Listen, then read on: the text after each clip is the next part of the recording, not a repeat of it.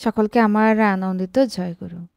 আজকের ইষ্ট প্রসঙ্গ হচ্ছে আমরা অনেকেই বলি যে পরমপিতাকে নিয়ে আমাদের কোনো উন্নতি হচ্ছে না, আমাদের কোনো লাভ হলো কি?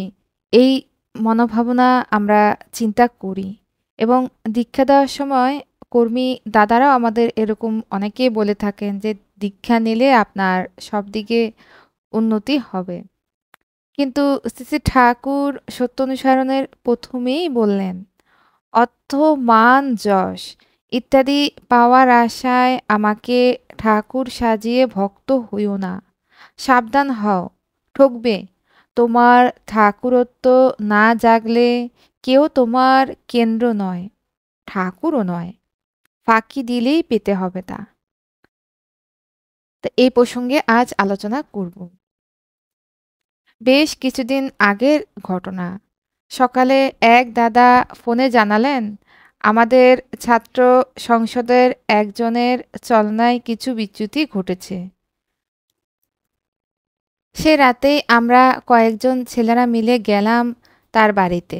রাত হয়ে যাওয়ায় সে বাড়ির গেট লাগিয়েই ঘুমিয়ে পড়েছিল। ঘুম থেকে ডেকে তুললাম। রাস্তায় দাঁড়িয়ে সেই রাত্রে শুরু হলো যাজন। সবাই মিলে ধরলাম, ব্যাপারখানা কি জানতে চাইলাম। তোমাকে আগের মতো আর মন্দিরে দেখি না কেন? আস্তে আস্তে ভিতরের কথাগুলোকে বার করে আনার চেষ্টা করলাম। যা শুনলাম তার সার কথা এমনতর। ঠাকুরকে তো ধরেছি বহু বছর হয়ে গেল, সস্তায়নেও নিয়েছি অনেক বছর, কিন্তু আমার জীবনের অভাব দারিদ্রতা আমার পিছু ছাড়ছে না। ঠাকুর ধরে জীবনে তবে পেলামটা কি? আমার যুক্তিমতো কিছু উত্তর দিয়ে সেদিন অনেক রাতে বাড়ি ফিরেছিলাম, কিন্তু মনের মধ্যে একটা প্রশ্ন বারবার উকি মারছিল। একদিন একটা বই পড়তে গিয়ে পেলাম সেই কথার মোক্ষম উত্তর। শ্রী ঠাকুর, এখানে যারা আছে তারা সবাই যে আমাকে ভালোবাসেই আছে তা মনে করবেন না। এমন মানুষের অভাব নেই যারা আমাকে ভগবান বলে প্রচার করে, কিন্তু স্বার্থে এবং অভিমানে আঘাত লাগলে তৎক্ষণাৎই আমার ইন্টারেস্ট স্যাক্রিফাইস ত্যাগ করে দিতে পারে। যারা প্রবৃত্তির বশে হামেশাই আমার ইন্টারেস্ট স্যাক্রিফাইস করে, বুঝবেন তারা যে কোনো সময় আমাকেও অস্বীকার করতে পারে, ত্যাগ করতে পারে। কথাগুলি কঠোর মনে হতে পারে, কিন্তু আসল ব্যাপারটি এই। ঘরে পোষা ময়নার প্রতিও মানুষের যেরকম প্রীতি মমতা হয়, আজীবন যোজন যোজন ইষ্টপ্রীতি করেও অনেকের ইষ্টের প্রতি সেই প্রীতি ও মমতা হয় না। তাই প্রত্যেকটি চালচলন হয় কৃত্রিম। জীবননাথ জগন্নাথ। এক লহমায় মনের সব প্রশ্ন দূর হলো। আমরা অনেকেই ভাবি এটা স্বস্তানি নেওয়া মানে হচ্ছে আমাকে সারা জীবন ধরে নিরামিষ খেয়ে যেতে হবে। অনেকের ক্ষেত্রে সেটা কষ্টসাধ্য ব্যাপার বিবেচিত হওয়ায় সেই পথ থেকে শতহস্ত দূরে থাকেন। কিন্তু এই ধারণাটাই মারাত্মক ভুল। স্বস্তায়নী বিধিতে আপনি একবারও কোথাও পাবেন না যে ঠাকুর বলেছেন স্বস্তায়নী নিয়ে নিরামিষ খেতে হবে। পুরো বিধির কোথাও এই নিরামিষ খাওয়া শব্দটাই খুঁজে পাবেন না।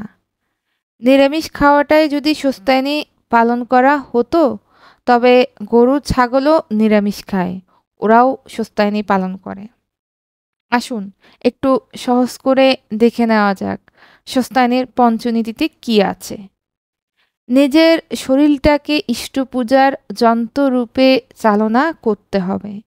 নিজের বৃত্তি প্রবৃত্তিগুলোকে নিরোধ না করে তা যথাযথভাবে ইষ্ট স্বার্থে চালনা করতে হবে। যে কোনো রকম সৎ চিন্তা মাথায় এলেই তৎক্ষণাৎ তার বাস্তব রূপ দেওয়ার চেষ্টা করতে হবে।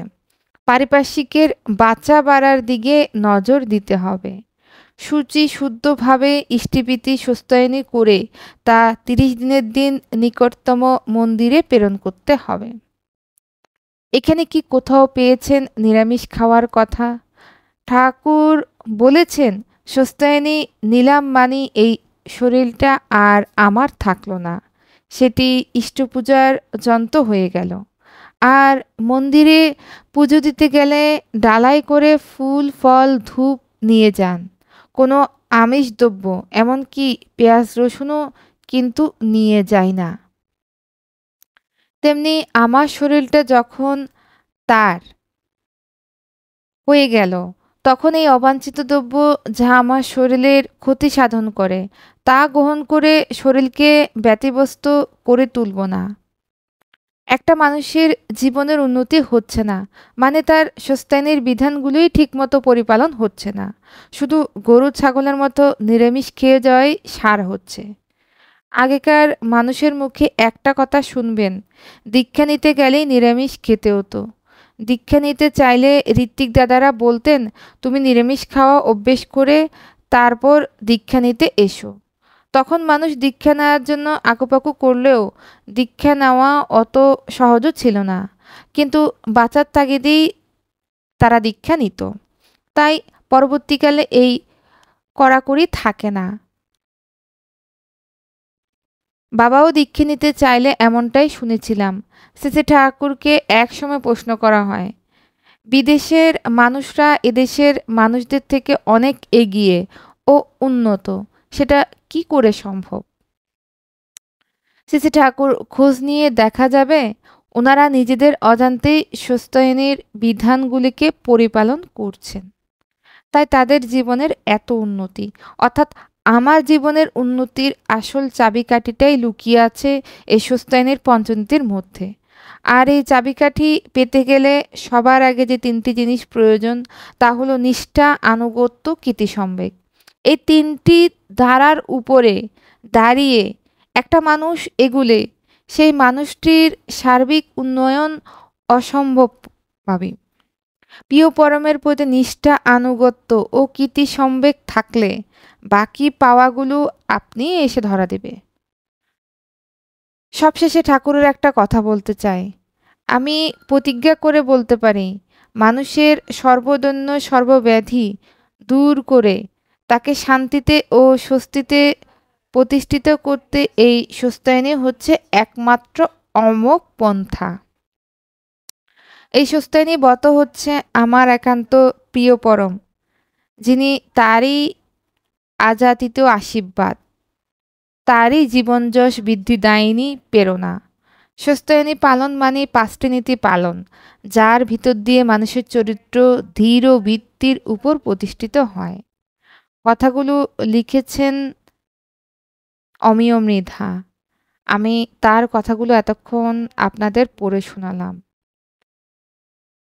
আজকে ইষ্টপ্রসঙ্গ এ পর্যন্তই। পরিশেষে আমরা যারা স্বস্তায়নী পালন করি এবং যারা করি না, প্রত্যেকেরই মঙ্গল প্রার্থনা করছি। সকলকে আমার আনন্দিত জয় গুরু।